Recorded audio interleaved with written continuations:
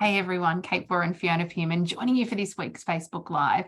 And we have just jumped off our Acts of Confidence Q&A session. This week's theme is all about articulate and share your value.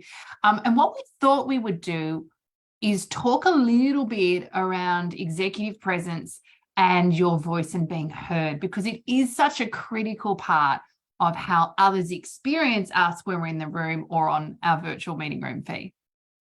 Yeah, this is a really big one, because for many of us, there's a whole lot of things going on in our mind. There's a whole lot of inner talk that says, oh, if I speak up, if I ask that question, if I do something, what will go wrong? And we start worrying about being judged and criticized. We start worrying about what other people will think. We worry perhaps of some pushback around our sharing. We worry we get it wrong, that we'll be seen as stupid or incompetent. We worry that it's not my place, that I shouldn't speak up in this situation, or if I do, someone's going to be, cross or mad at me for doing it. And it can be simply that I don't want my nerves to show. I don't want people to see how uneasy or nervous I feel. Even though I've got something important to say, I'm really worried about it. Yeah, I think, so many things, right? And this is so true for so many of us, that those concerns, worries really play out, ultimately fears, right?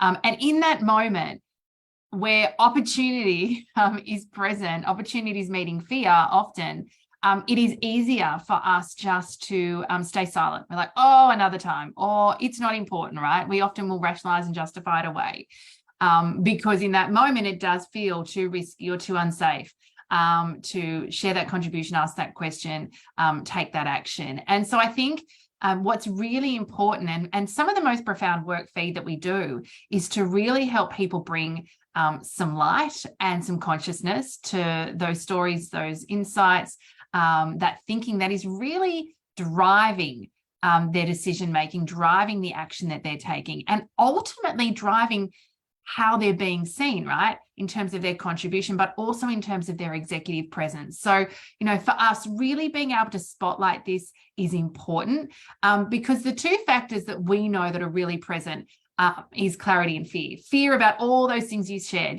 being judged, getting it wrong. If I do, what if they ask me a question? What if it's not my place? What if my boss gets angry at me? All of those sorts of things. So fear is driving us. But also there can be a hesitation from a clarity perspective. Maybe I'm not clear about what I want to say, why I want to say it, or what is expected of me in the room. And I think this is the place where we can actually do some practical work.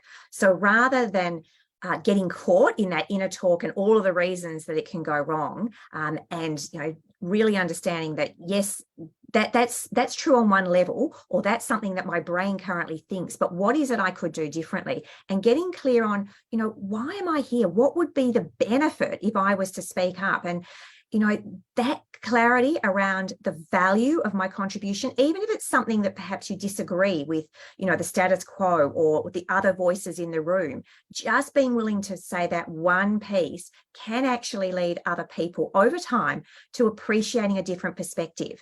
And that can be really important to avoid groupthink and, just getting stuck in the old way of doing things. So that reason why I do things is incredibly important. And the way in which you do it, doing a little bit of preparation, not too much preparation. We often talk about this, being prepared to share in a way that's comfortable and authentic to you.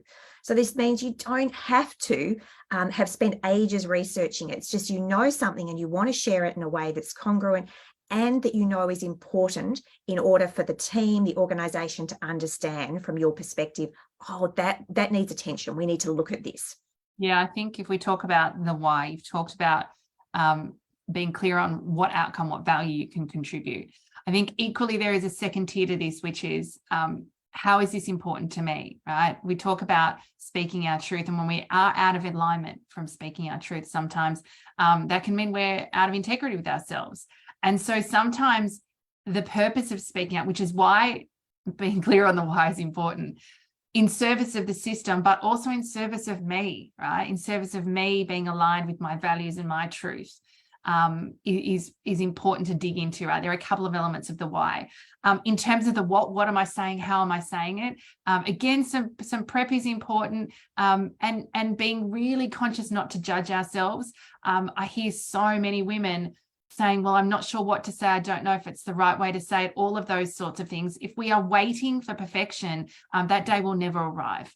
And so being able to, with courage and confidence, step in, make that contribution, ask that question, share that reflection. When it is a 7 out of 10, when it isn't perfectly well articulated script, down on paper where you've, prepped every single word, that you've got the courage and the confidence to be able to put something on the table, knowing it will be imperfect. Now, in the Acts of Confidence program, we talk a lot about imperfect action.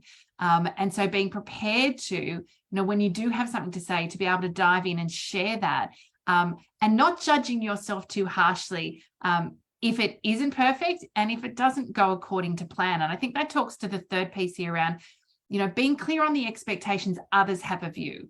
In my experience, we have very high expectations of ourselves. If I circle back to this piece around a belief that I should be articulate and graceful, and everything that should come out of my mouth should just sound lovely to the ear, and be really well formed.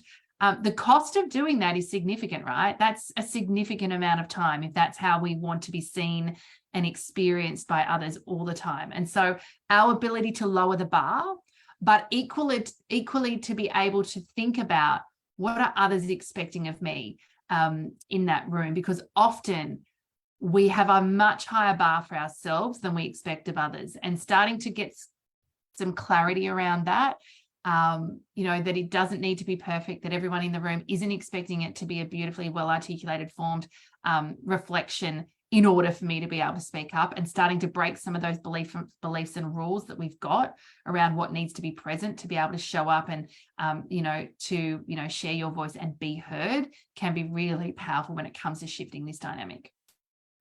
Yeah, I love all these pieces about digging into expectations, because absolutely we're harsh on ourselves around this.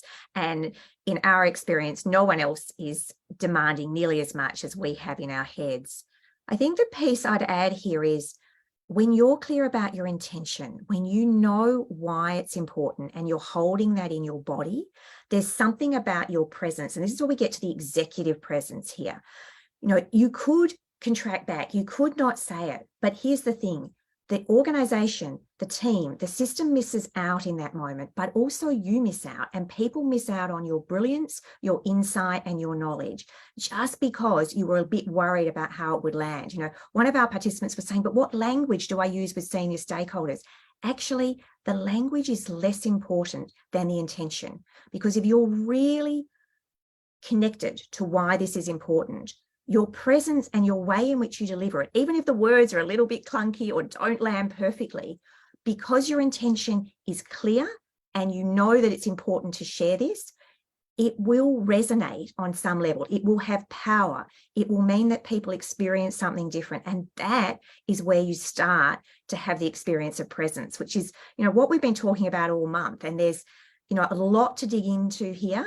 We're sharing with you a new resource we've developed, which is very much about helping you, support you to articulate your value, to lead so that you have impact, even in imperfect moments, and to be willing to take those small risks, those small steps, because that's where we learn, and that's where we start to refine how it is we have presence with certain stakeholders and in certain rooms. So if you want to download that resource, we're on Executive Presence. The link will be floating around here somewhere. You'll be able to find it. If you've enjoyed today's confidence conversation and you know someone who could benefit, we'd love for you to share it, of course, with them.